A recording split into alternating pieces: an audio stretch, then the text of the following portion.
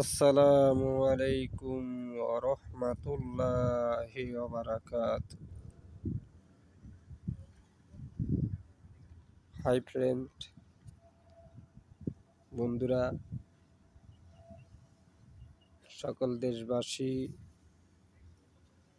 যারা আমার এই ভিডিও দেখবেন, মনের ভিতর রাগ নিয়ে ক্ষোভ না নিয়ে, অশান্তি না নিয়ে কথাগুলা মনোযোগ সহকারে শুনবেন। আমরা যদি কোনো চাকরি করি, কোনো ফ্যাক্টরিতে চাকরি করি, কোনো অফিস আদালতে চাকরি করি,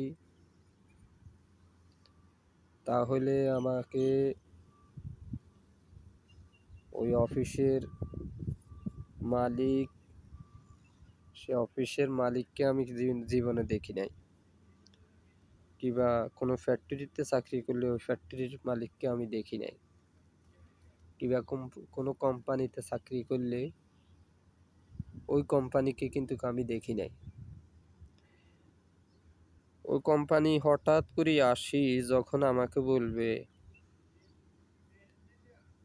তো তুমি এই কাজটা কেন করতেছ, কিংবা তুমি এক গ্লাস পানি আনো তো, কিংবা তুমি একটা কাজ করো তো,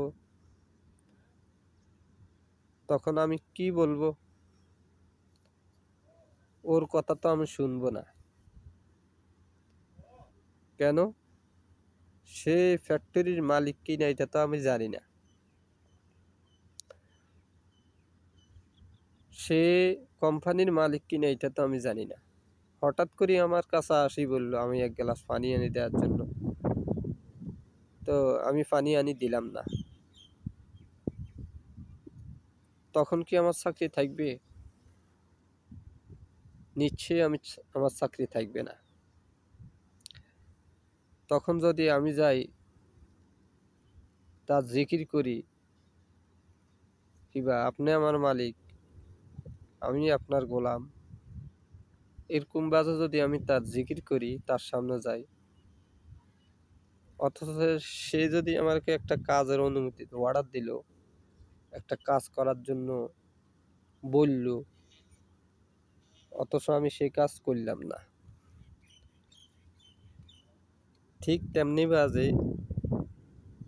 ইসলামে প্রথমে লা ইলাহা ইল্লাল্লাহ সাক্ষী দিচ্ছি, কিন্তু সে সাক্ষী অনুযায়ী কাজ করতেছি না।